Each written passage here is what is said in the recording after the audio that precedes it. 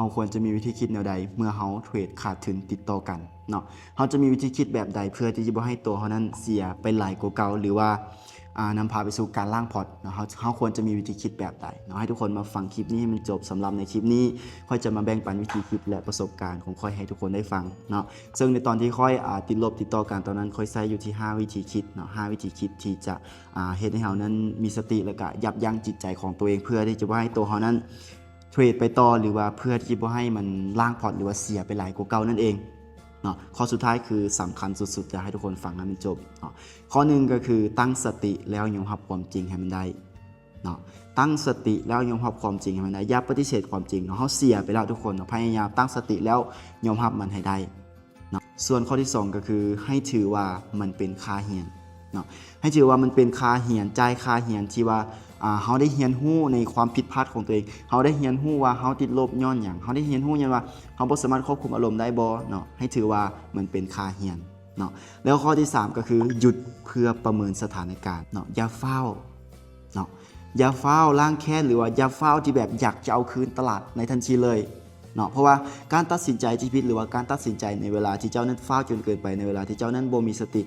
มันอาจจะให้เจ้านั้นติดลบรอบ2ก็ได้เนาะหรือว่าแบบเสียไปหลายกว่าเก่าก็ได้เนาะเพราะฉะนั้นเนาะหยุดแล้วประเมินสถานการณ์เบื้องก่อนนะว่าเฮาเข้าได้บ่ตลาดนี้ถ้าว่าเฮาเข้าบ่ได้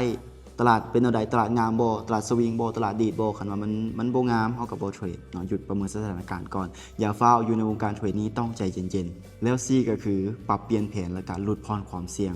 เนาะแผนเก่าคันมันใช้บ่ได้ผลเฮาเปลี่ยนเนาะเปลี่ยนแล้วลดพรความเสี่ยงลงมา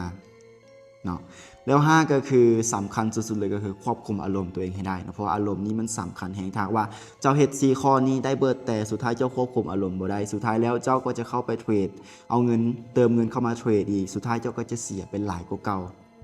เนาะเพราะฉะนั้นแล้วควบคุมอารมณ์ให้ได้ข้อที่5นี่สำคัญสุดๆเลยเนาะหวังว่าคลิปนี้จะเป็นข้อคิดและความรู้ดีๆให้กับหลายๆคนอย่าลืมมาทุกๆการลงทุนมีความเสี่ยงก่อนจะลงทุนศึกษาและหาความรู้ให้มันดีๆเนาะอันนี้คือประสบการณ์ของค่อยที่ค่อยเคยผิดพลาดมาค่อยก็เลยว่าอยากจะเอามาแบ่งปันให้กับ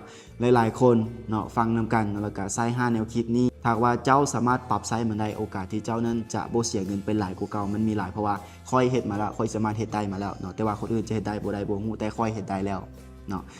หวังว่าจะเป็นข้อคิดและความรู้ดีๆอย่าลืมย้ำอีกทีนึงทุกการลงทุนมีความเสี่ยงก่อนจะลงทุนศึกษาและหาความรู้ให้มันดีๆเนาะบ๊ายบาย